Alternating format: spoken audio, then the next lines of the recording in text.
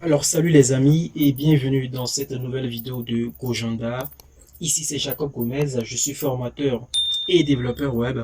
Dans cette nouvelle vidéo, on va parler des variables en JavaScript. Alors, lors de la vidéo précédente, j'ai introduit un peu une nouvelle formation. J'ai introduit une nouvelle formation. Il s'agit de la formation JavaScript où j'ai un peu parlé dans la vidéo introductive de tout ce qu'on aura à faire de façon globale dans cette vidéo. Donc déjà, si vous n'êtes pas abonné, je vous invite à vous abonner à la chaîne pour ne rater aucune vidéo, aucune pépite de cette série JavaScript. Alors aujourd'hui, on va s'intéresser à ce qu'on appelle les variables dans ce langage de programmation qui est le JavaScript. Ok, alors avant de rentrer vraiment dans les choses, j'aimerais quand même revenir sur un élément qui est important pour moi. Pour ceux qui ont suivi la vidéo, pour ceux qui m'ont suivi depuis le HTML, CSS, je suis toujours revenu sur ce qu'on appelle la documentation. Et oui, la documentation, c'est un outil indispensable pour le développeur. Et cet outil-là, voilà, un outil vers lequel il faudrait se référer à chaque fois on a des problèmes, à chaque fois on ne comprend pas telle ou telle thématique dans le langage, c'est vers cet outil-là il faut se référer. C'est un peu comme la Bible, on ne peut pas garder toute la Bible, on ne peut pas maîtriser, on ne peut pas bûcher toutes les instructions, toutes les lignes d'un langage de programmation. Non, nous avons quand même la documentation qui est là, qui va nous permettre, lorsqu'on va oublier quelque chose, mais lorsqu'on voudra des explications sur un élément spécifique, de pouvoir référer à cette documentation-là pour pouvoir avoir plus d'éclaircissement.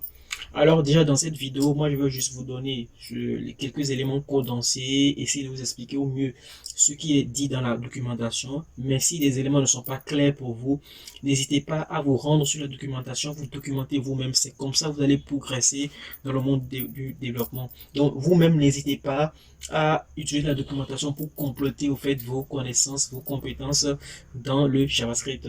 Alors pour la documentation JavaScript, il n'y a pas vraiment grand-chose. On a ici la documentation de Mozilla MDN. Ok, le MDN ici, vous tapez juste MDN, vous allez tomber sur cette page-là.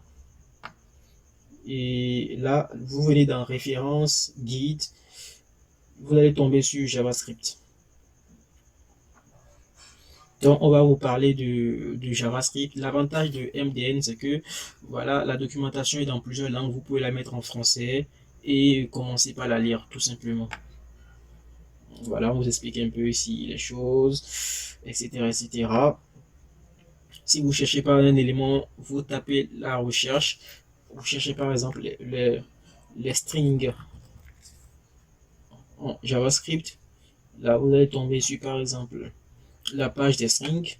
Voilà, on vous explique un peu comment ça fonctionne, etc., etc. et tout.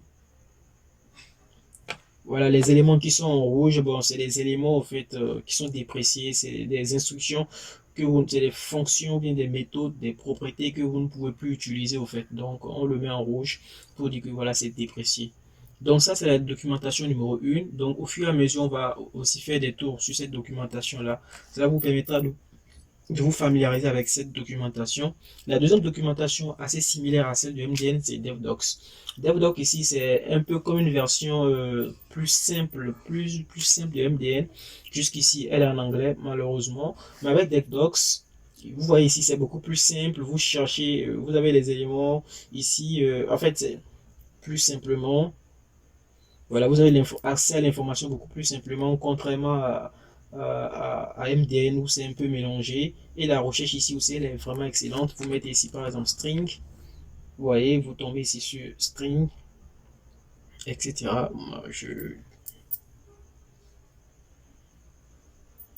Vous voyez, juste que c'est en anglais.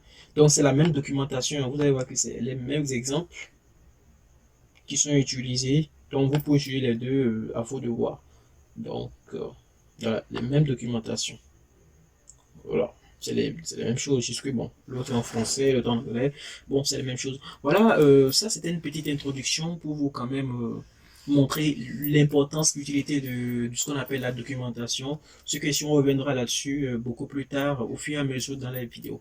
Alors sans plus tarder, on va aussi rentrer dans le code, dans le vif du sujet, pour découvrir un peu les variables en JavaScript. Alors déjà, c'est quoi une variable? Alors, écho à ma vidéo sur les algorithmes, hein, ça fait partie des prérequis pour suivre cette formation, je l'avais dit. Mais pour faire juste un rappel, ok, Une variable, c'est tout simplement un objet qui va nous permettre de stocker sur de l'information. Ok? Et un objet a un nom, il a un contenu, tout simplement. Ok, il a un contenu. Le nom ici, c'est le nom de la variable et le contenu, c'est l'information que contient la variable. Et cette information peut être de plusieurs types. C'est ce qu'on va découvrir progressivement dans cette vidéo. Alors moi, je vais ici créer ici un dossier. Ok, je vais mettre ici tuto-js. Dans ce bon, je le fais franchement en ligne, je le fais ici pour vous montrer un peu, sinon je préfère passer par la ligne de commande HTML. On a toujours besoin de l'HTML, hein. Donc ici, je mets ici un index. Hop, voilà tout simplement. Je vais juste m'en arrêter là. Hop, je supprime ça. Donc je vais l'ouvrir dans VS Code. Ok.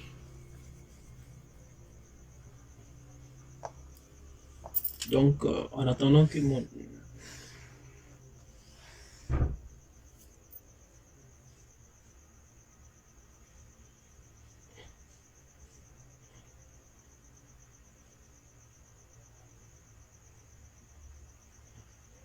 ok. Donc ici, la structure basique du HTML, pardon, tous les ressources ne sont pas encore chargées, mais c'est pas grave. Je mets ici mon doctype HTML. Je mets ici ma balise head. Je pense que c'est ça, hein. Je l'ai écrit moi-même, ça fait vraiment longtemps. Hop. Je pense qu'il y a dans le head, il y a un title. Ouais. Voilà. Les inconvénients de l'autocomplétion. Je vais essayer moins dans cette formation de trop. Voilà, il y a trop de trucs à charger. Hop. Les variables. La variable en JS. Hop, et puis j'ai un body ici. Ok. Donc, je pense qu'il y a une balise HTML quelque part à mettre. Bon, je peux toutefois générer maintenant. Je pense que c'est déjà bon. Hop. Voilà, il y a une balise HTML avant le body. Bon, c'était un plaisir. Tout simplement. Donc, je vais mettre ici. Hop, les variables. Les variables en JS. Donc, pour l'instant, ce qui nous intéresse, c'est de découvrir le JavaScript en tant que langage. Donc, on va pas vraiment rentrer vraiment dans le code, faire des trucs. Non, non, non, non. Ce qui nous intéresse, c'est de découvrir vraiment, c'est de découvrir le JavaScript en tant que langage. Donc, l'une des manières, je vous dirai les autres manières plus tard. L'une des manières ici de pouvoir tester le JavaScript, de pouvoir écrire du JavaScript, c'est tout simplement mettre ici la balise script. Ok, on va mettre ici la balise script là, dans le header, ok. On peut le mettre aussi dans le footer, mais moi je le mets ici pour les besoins de cette vidéo. Dans cette balise script, on va pouvoir écrire tout notre code JavaScript. Exemple basique, je vais mettre ici une alerte de boum, vous êtes fait pirater, la fameuse blague pirater. Ok, donc je lance mon live server. Effectivement, il va pas fonctionner parce que je ne suis pas dans un dossier. Je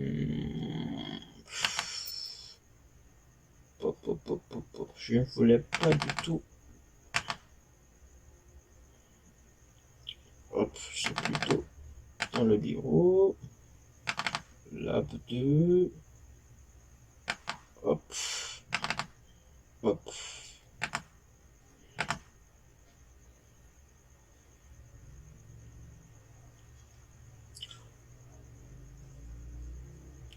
Et hop.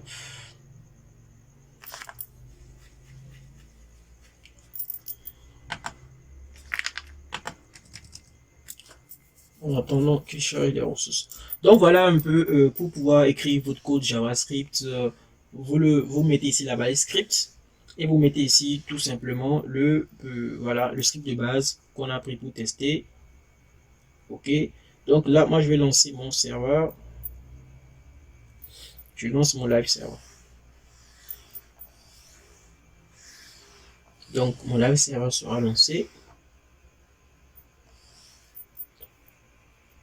Stay in. Sur le port 5000, voilà. Bah d'abord vous êtes fait pirater. Et puis hop.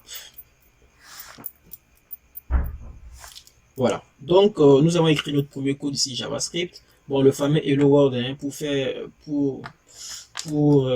être symbolique, je mettrai ici hello world. Même si on va l'effacer. World. C'est ça, non, je pense. World. Voilà. On va l'effacer par la suite. Voilà. Alors ici, on va commencer par écrire ici notre première variable. Alors, je fais encore les commentaires. Donc, pour écrire ici une variable, nous avons ici un mot-clé. On a un mot-clé en JavaScript, on a un mot-clé qui est soit const ou let. Ok. Après, nous avons le nom de la variable, nom de la variable, soit en snake case, c'est-à-dire snake case, soit en camel case, nom, hop, nom de la variable, en respectant les règles. Le nom ne doit pas commencer par un chiffre, un caractère spécial, mais ça doit commencer par une lettre minuscule, mais il peut y avoir des caractères spéciaux par la suite. Mais ça ne doit pas commencer par un chiffre ou bien un caractère spécial. Un chiffre, oui, un chiffre, et ça doit être vraiment simple. Le nom des variables doit être un truc vraiment simple et compréhensible. Ok? Donc, on a le mot-clé qui est soit const ou let. Je vais revenir sur ça. Ici, on a le nom de la variable. Puis, on a le égal. L'égal qui veut dire affectation. C'est-à-dire, lorsqu'on crée la variable, on lui affecte une valeur de base qui est par exemple ici valeur. Donc, voilà ici la syntaxe de base pour créer une variable. Donc, pour créer une variable ici, on va commencer par le type number. On va mettre par le type nombre. On va mettre ici un const de âge égale ici 29. Ok. Donc, cela ne veut pas dire que j'ai 29 ans. C'est juste un exemple. Ok, bon. Pour ne pas, je mets un âge comme ceci. Voilà. Donc, voilà la syntaxe pour pouvoir écrire ici une variable. Donc, à la fin, je mets un point virgule. Là, il faudrait faire un peu attention en JavaScript. Vous allez retrouver des codes avec des points virgules et des codes sans point virgule. Moi, j'ai choisi délibérément de ne pas mettre de point virgule à chaque fois que j'écris du JavaScript. Mais c'est purement intentionnel, c'est purement personnel. Donc, si vous voulez mettre des points virgules partout, vous pouvez le faire. Mais de façon automatique, le JavaScript sait qu'à la fin de chaque ligne, il doit automatiquement rajouter un point virgule. On dit un point, oui, un point virgule. Donc, moi, je m'embête pas à le faire. Mais quand même, c'est une habitude à prendre lorsque vous switchez de langage. Cela peut devenir parfois pénible d'oublier les points virgules. Moi, je suis habitué, c'est ma façon de faire, donc je n'utilise pas de points virgules lorsque je travaille en JavaScript. Parfois, par mégarde, il peut arriver qu'il y ait des points virgules dans mon code, mais là, c'est sûrement que j'ai fait des copier-coller et à un moment donné, j'ai oublié d'enlever des points virgules. Voilà, c'est dit. Moi, dans cette vidéo, je n'utiliserai pas de points virgules, tout simplement. Ok, donc ça c'est pour pouvoir créer une variable, comme je le disais, le mot-clé const ou bien let. Ok, donc ça, on a aussi le let. Je mets let par exemple note. Ok, et je mets ici 25. Alors vous allez me dire quelle est la différence entre le const et le let. Pardon. La différence entre le const et le let est tout simplement simple. Le const ici, c'est pour dire que cette variable âge, c'est une variable, c'est une constante. Elle ne va pas pouvoir changer. Et d'ailleurs, pour pouvoir tester tout ce que nous sommes en train de dire là, nous avons ici le pour tester ce que nous sommes en train de dire là, vous allez ouvrir ce qu'on appelle l'inspecteur. Vous faites un clic droit, vous faites inspecter dans le navigateur que vous voulez. Il y a toujours l'inspecteur. Par défaut, ça serait peut-être à gauche ou bien à droite chez vous, un truc comme ceci. Moi, je suis venu changer ça. Je préfère plus cette version-là. Donc, vous allez dans console. Si c'est en anglais, je pense que c'est aussi console. Ok. Donc, lorsque je tape ici âge, hop, j'ai mon âge ici 55. Lorsque je tape ici note, j'ai ma note ici 25. Donc, dans la console, on peut déjà avoir accès aux variables, enfin, à tout ce que nous avons écrit dans notre JavaScript ici. Donc, je disais, quelle est la différence ici entre le const et le let? La différence, elle est très simple. Avec le const, cela voudrait dire que la variable que nous voulons manipuler, c'est une constante. Elle ne va pas pouvoir changer. C'est-à-dire, lorsque je vais vouloir ici faire âge de 25, par exemple, lorsque je vais venir ici, il me dira que type error assignment to constant, voilà, assignment to constant variable. Cela veut dire que c'est une erreur de type qu'on ne peut pas assigner à une constante. Voilà la valeur que nous avons fait tout à l'heure. Ok, donc quand je mets le type const, cela voudrait dire que tout simplement, lorsque je lui donne une valeur, cette valeur ne va pas du tout changer. En revanche, lorsque je commente ce code-ci, lorsque je mettrai ici par exemple pour la note, bon, supposons une note, hein, il avait peut-être 18. Pour note, je lui mets par exemple ici, supposons qu'il a pas, il a régressé au deuxième devoir contrôle, il a 16 par exemple. Là, c'est possible. Ok, lorsque je ferai ici note, j'aurai ici la note 16. Donc voilà la différence majeure entre le const et le lest. Ok, maintenant vous allez me dire, mais pourquoi ne pas tout le temps mettre le let? Ok, je n'ai pas mis le let parce que les deux reviennent très souvent, on aura beaucoup plus à l'utiliser. Maintenant, en JavaScript, il faut reconnaître que la plupart du temps, ces types-là, on n'aura pas trop à les manipuler, donc on aura toujours tendance à mettre le const en premier. Les deux font la même chose, le deux font la même chose, jusque c'est au niveau de l'affectation qui change, mais de façon pragmatique, non pas de façon pragmatique, de façon réelle, avec les expériences que j'ai, je vais toujours vous recommander de toujours mettre le const. Lorsque vous allez sentir que la variable a changé, vous mettez le let, tout simplement. Donc, très souvent, dans les codes que vous allez voir, même en ligne, sur Internet, c'est toujours le const.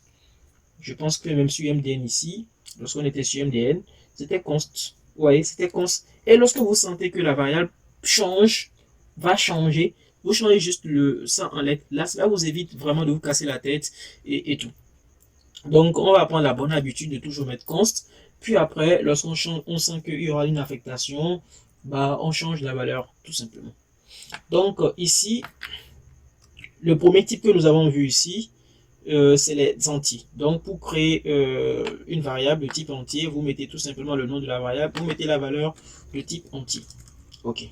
Puis après les entiers, ok, on peut aussi mettre 5 points, ceci, voilà. Après les entiers, ça c'est les numbers. On va pouvoir créer ici les chaînes, ok, les variables de type chaîne de caractères. Donc pour créer les variables de type chaîne de caractères, on va tout simplement mettre const, par exemple chaîne. On va mettre ici, là, attention, il y a plusieurs façons de pouvoir définir une chaîne de caractères. Soit avec les guillemets simples, on mettra ici par exemple bonjour. Soit avec les guillemets, bon, je fais deux versions, chaîne 2. Soit avec les guillemets doubles, hop, soit avec les guillemets doubles, ou soit avec les backticks, voilà, les backticks, soit ici avec les backticks, chaîne 3. Pour les backticks, c'est Alt, sur mon clavier français, c'est Alt 7. Vous l'appuyez 2 fois, vous avez les backticks, tout simplement.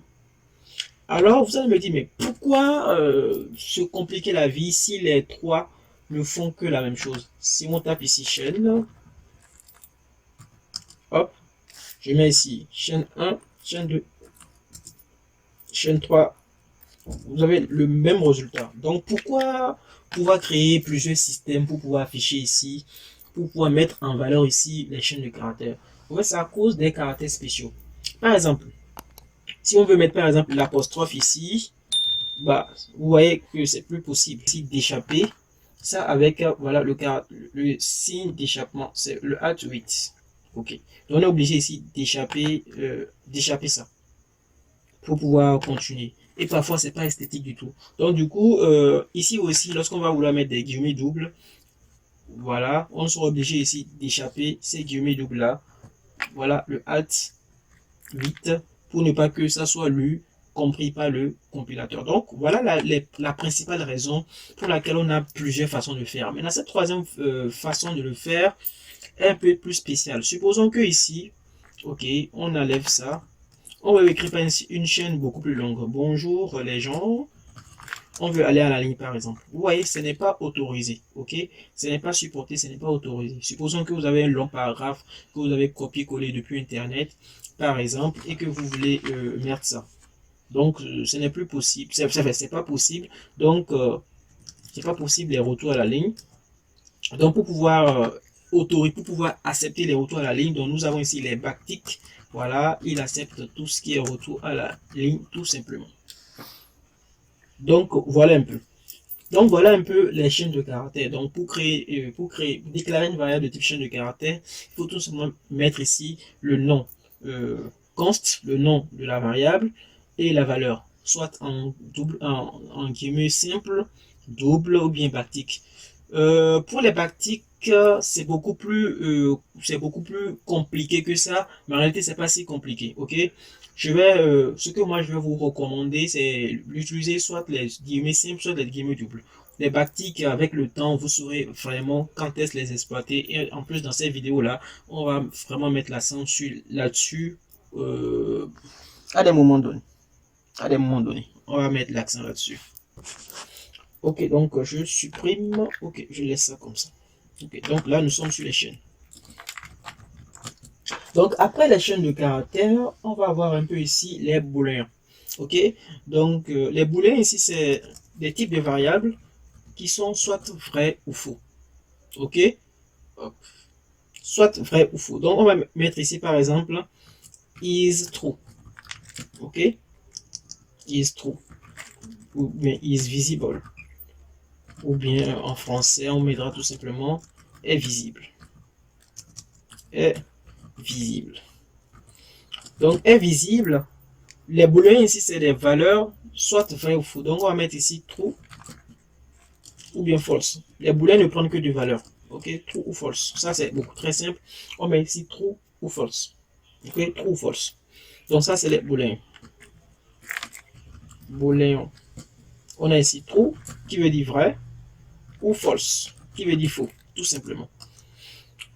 Donc, ici, nous avons ici les variables de type nul. Ok, on met par exemple ici démo. Et si je n'ai pas envie de... Quand je crée une variable, comme je l'avais dit, lorsqu'on crée une variable, il faut lui mettre ici, il faut lui donner ici une valeur. Ok. Lorsque je ne lui donne pas de valeur et que je fais un truc comme ça, démo. Bon, là même c'est un const. Il veut que je lui donne une valeur. Lorsque je fais un let, par exemple, je mets démo. J'aurai un undefined. Donc, il y a aussi le type undefined mode. Je ne vais pas vraiment revenir là-dessus ici. Ok, donc de façon pratique, lorsque vous créez une variable, mettez toujours la valeur à l'intérieur. Cela va vous éviter beaucoup de problèmes en JavaScript. Donc ici, je mets une démo. Lorsque vous ne savez pas vraiment quoi mettre comme valeur, vous mettez ici un nul. Ok, vous mettez ici un nul. Donc le nul ici, ça veut dire absence de valeur, tout simplement. Lorsque vous mettez ici le nul, cela voudrait dire que voilà, c'est absence de valeur, tout simplement. Voilà. Donc ici le nul.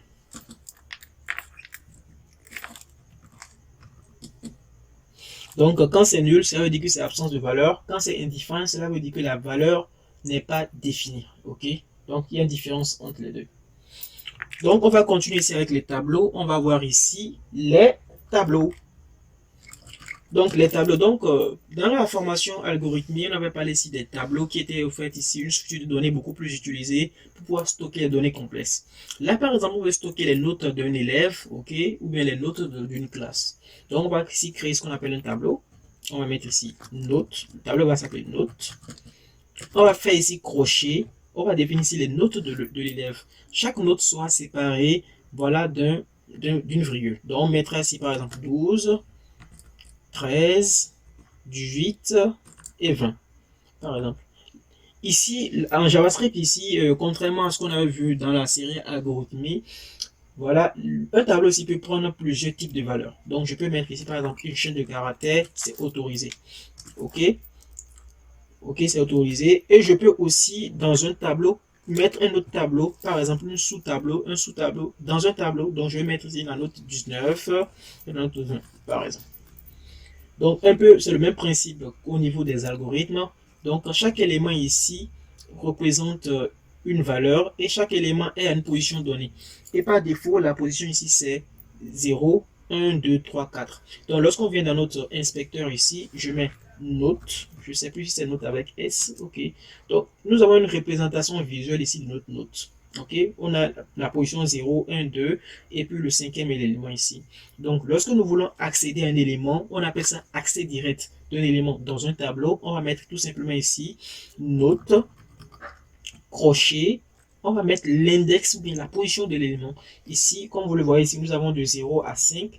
Si on veut accéder, on veut la valeur 20. Donc, ça fait donc note 3, tout simplement. Et ici, on a accès à la valeur 20. OK? Donc, si on veut accéder au sous-tableau qui est à l'intérieur de notre tableau ici, donc ça fait donc note de 5. OK? Nous avons notre sous-tableau ici. Maintenant que nous avons notre sous-tableau, lorsque nous voulons l'élément, par exemple, l'élément 20, donc l'élément 20 est la position 1, parce que dans ce sous-tableau, on a 0 et 1 également. Donc, je toujours mon comme ça.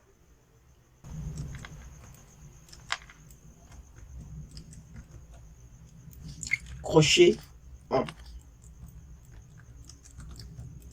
Et j'ai accès ici à la valeur 20. Donc voilà, donc ici les tableaux ici vont nous permettre de pouvoir stocker de façon tableaux vont nous permettre ici de pouvoir stocker les données les données de façon complexe. OK.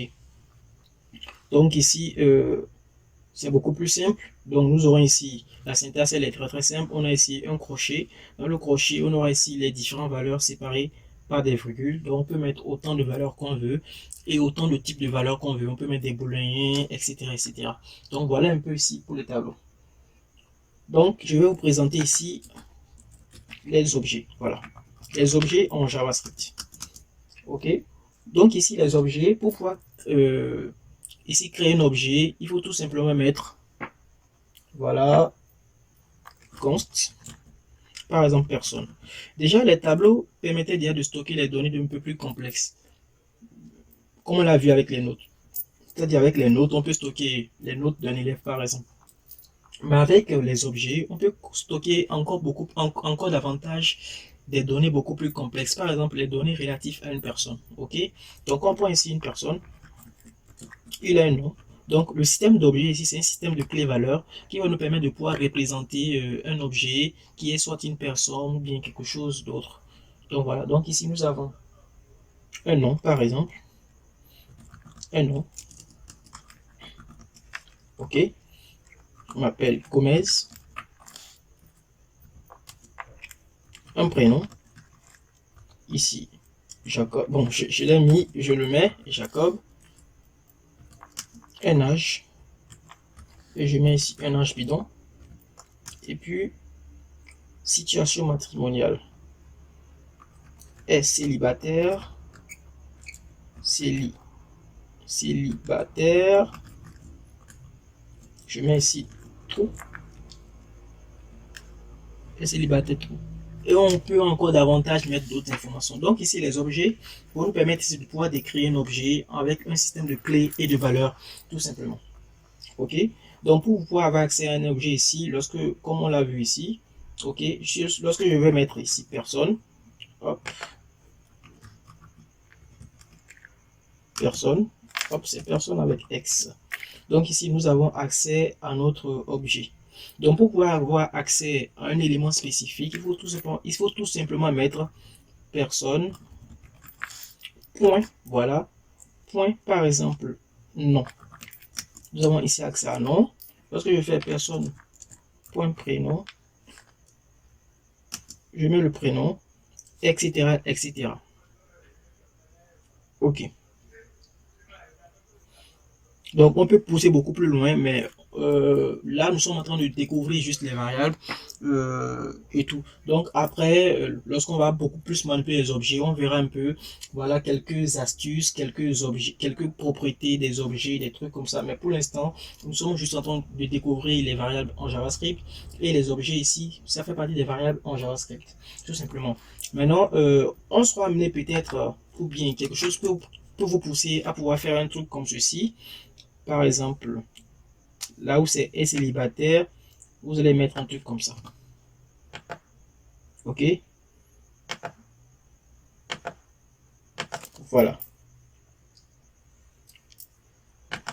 Donc, vous pouvez être poussé, par exemple, à faire un truc comme ça. Et lorsque vous venez ici, vous mettez ici personne. Voilà, est célibataire comme ceci. Mais de façon réelle, c'est pas du tout pratique de faire un truc comme ça. Voilà. Bon, avec les trucs là, c'est beaucoup plus mieux. Personne. Voilà. Avec les espaces, c'est beaucoup plus, enfin, on voit un peu beaucoup, on voit beaucoup plus mieux ce qu'ils sont en train de dire. Mais par exemple, c'est utile lorsque vous voulez injecter directement une variable. Lorsque vous voulez injecter par exemple ça, bonjour les gens, ici, par exemple, donc vous allez pouvoir, vous allez pouvoir faire comme ceci, ok?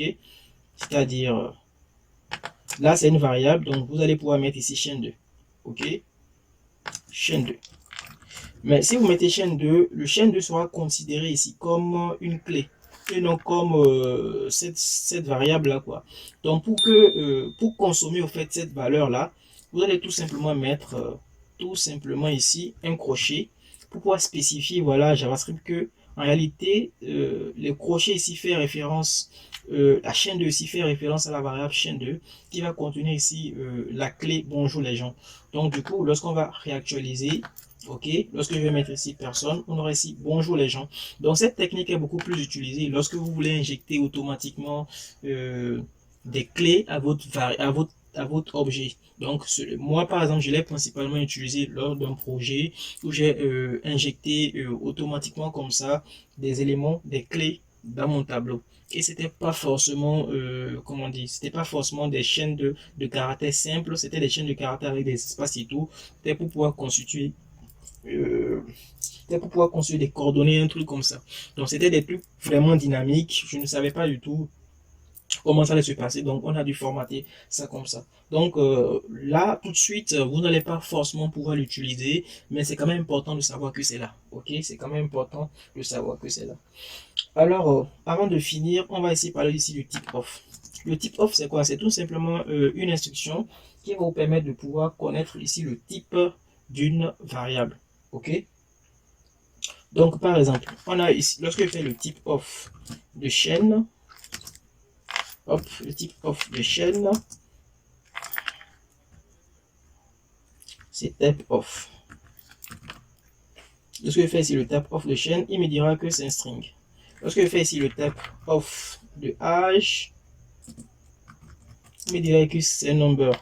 Lorsque je fais ici le type off de est visible, il me dira type off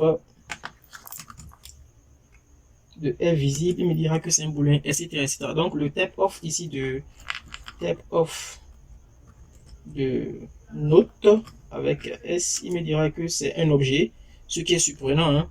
Et lorsque je ferai ici un type, alors que c'est un tableau, lorsque je ferai ici un type off de, c'est quoi, c'était personne, je pense, il me dira ici que c'est, hop, cette personne. Personne. Il me dira également que c'est un objet. Ce qui est surprenant. Je vais vous expliquer un peu quelque chose. Déjà ici en JavaScript, tout est objet. Ok, tout est objet. Il y a le tab off ici nous a montré que c'est un string, mais en réalité tout est objet en JavaScript. Du moins de base, tout est objet au fait. Ce qui fait que lorsque vous créez par exemple ici une chaîne, ok, on a par exemple une chaîne ici. Bon, je mets ici ma chaîne pour l'utiliser. Hop, j'ai toujours du mal ma chaîne. Lorsque ici je mets ma chaîne qui est bonjour 1. Quand je fais point, vous allez voir que j'ai accès à des propriétés, à des éléments. C'est comme si j'avais mon objet et que j'avais toutes ces propriétés là à l'intérieur. Donc on va revenir sur ça beaucoup plus tard, mais en réalité c'est ça, tout est objet en JavaScript en réalité. Mais c'est important de savoir ça, de mettre ça dans un coin de votre tête, que tout est objet en JavaScript. De la même manière, lorsque je mettrai ici mon âge et que je mettrai ici tout simplement point, j'aurai accès à un certain nombre d'éléments. Donc 7 c'est un number, mais en background c'est un objet. Et lorsque vous viendrez sur la documentation, par exemple, au niveau des strings, ici on vous dit que string object, voilà, représente tout ceci. On vous montre tout ici toutes les propriétés, voilà, que la string contient. Voilà. Oui, ici, voilà, on vous montre les propriétés, les méthodes. Donc, on reviendra sur ça beaucoup plus tard dans la vidéo. Mais c'est quand même important, voilà, un objet string. Voilà, c'est un objet est utilisé afin de représenter, de manipuler une chaîne de caractères. Donc, voilà. Donc, pour finir cette vidéo qui se fait déjà très très longue, on va parler ici des opérations sur les variables. Donc, au niveau des nombres, donc c'est le basique, les opérations arithmétiques, tout simplement. Donc, supposons ici que j'ai const nombre 1 qui vaut 5, const nombre 2 qui vaut 10. Ok, le nombre 1 c'est const qui vaut 5. Ok, donc je peux faire ici nombre 1, hop, nombre 1 plus nombre 2. Oh là là, je vais y arriver. Donc 5 plus 10, je peux faire. Donc je peux faire des opérations arithmétiques comme je peux faire le moins, comme je peux faire le modulo, la division, tout ce que vous voulez. Donc je peux faire ici des opérations arithmétiques sur les nombres. Mais attention, en JavaScript, on peut faire aussi des opérations sur les chaînes de caractères. Donc sur les chaînes de caractères, par exemple, on peut faire ce qu'on appelle de la concaténation. C'est-à-dire, j'ai une chaîne, par exemple ici, chaîne 1, chaîne là. Ok. Là, je fais plus, chaîne 2. Ok. Donc là, on appelle ça de la concaténation. J'ai au fait ici concaténé deux chaînes de caractères ensemble. C'est la concaténation. Maintenant, il y a un piège qu'il faut éviter. Ok. Donc ici, en JavaScript, on peut faire par exemple 2 plus la chaîne de caractères 2. Et on sera surpris du résultat. On sera surpris ici du résultat de découvrir que voilà qu'on a la valeur 22 et qui est ici un type. Lorsqu'on fait un type of, hop. Bon, lorsque je fais ici un type of de 22, là j'ai un string. Là on sera surpris du résultat. Donc il faudrait vraiment faire attention à additionner un nombre et une chaîne de caractères. Lorsque vous additionnez un nombre et une chaîne de caractères, le JavaScript considère que ce nombre-là est une chaîne de caractères. Donc, il fait la concaténation, ça fait 22. Enfin, ça fait 2, 2. Ok? Ok, donc faites vraiment attention. Maintenant, lorsque vous voulez faire la multiplication, là, il va considérer que voilà, on ne peut pas multiplier une chaîne de caractères. Il va se dire, on ne peut pas multiplier une chaîne de caractères par un nombre.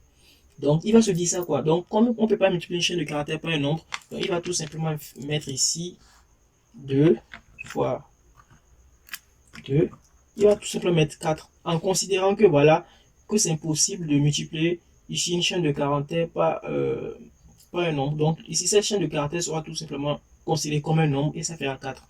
Maintenant par contre si vous faites des bêtises, il va dire que c'est not a number. Il va dire que voilà cette multiplication c'est not a number. Donc lorsque vous allez faire des opérations et que vous aurez des not a number, cela voudra dire que le JavaScript ne comprend pas cette opération et que ce n'est pas un nombre. Not a number, tout simplement. Donc au niveau des chaînes de caractères, c'est ça. Et donc voilà. Donc les amis, c'est vraiment tout ce que je voulais vous montrer dans cette vidéo au niveau des variables en JavaScript. Il y a encore beaucoup de choses. N'hésitez pas à consulter la documentation pour voir d'autres choses. Donc c'était vraiment tout.